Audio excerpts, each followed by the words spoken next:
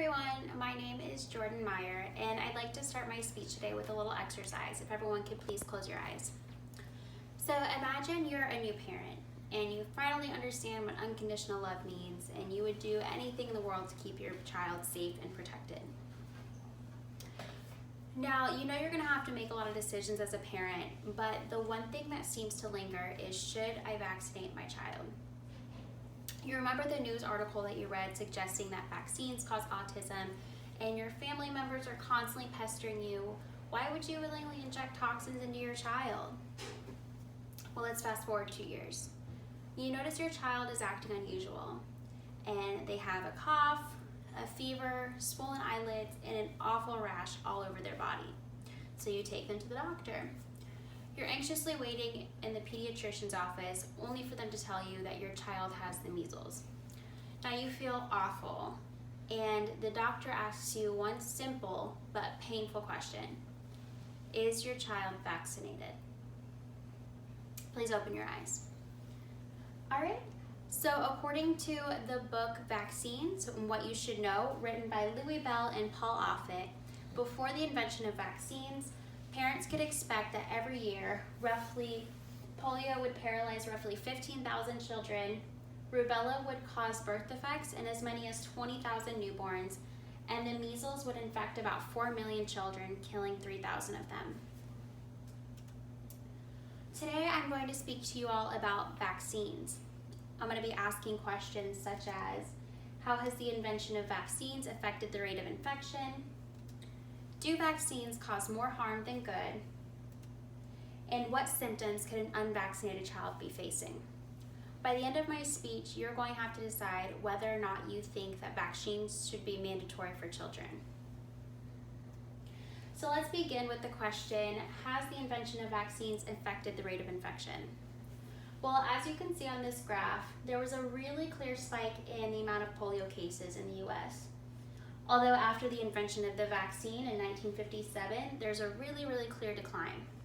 So according to the article Polio by Sophie Achman, in 1916, the polio virus infected more than 27,000 Americans. But after the invention of the vaccine, by 1979, the US was declared polio free. A book written by J.E. Bentwala called Rubella Viruses tells us that the rubella incidence dropped 2 to 3 weeks later among the vaccinated group after the invention of that vaccine.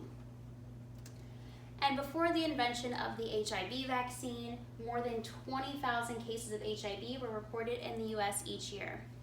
Now, all of these facts suggest that the invention of vaccines has contributed to the eradication of their associated diseases. So let's move on to the next question. Do vaccines cause more harm than good? Now, this is one of the most common questions that leaves parents going back and forth on whether or not they should vaccinate. Vaccines cause autism. How many of you have heard this one?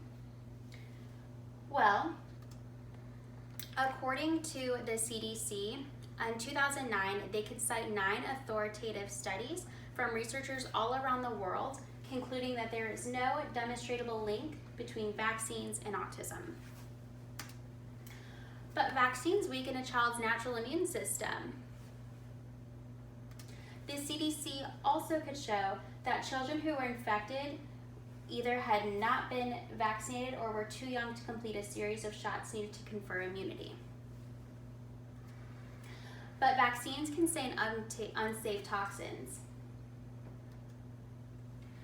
So Tish Davidson wrote an article called The Vaccine Debate, which shows that serious adverse effects occur at a rate of less than 1 to 2% per million doses. So this means that out of all of the cases that we're seeing, there's a really rare chance of facing any side effects. And lastly, what symptoms could an unvaccinated child be facing? So the first child here, you'll see a toddler with a horrible rash all over their face. This child has rubella. Rubella comes along with symptoms such as fever, rash, cough, and can even lead to death.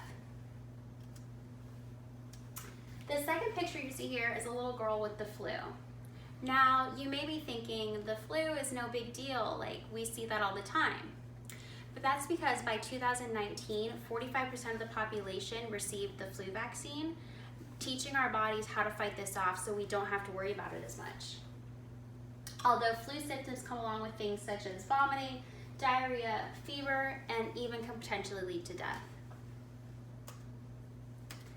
And lastly, this picture here is the most important in my opinion. It's of a little girl with the whooping cough.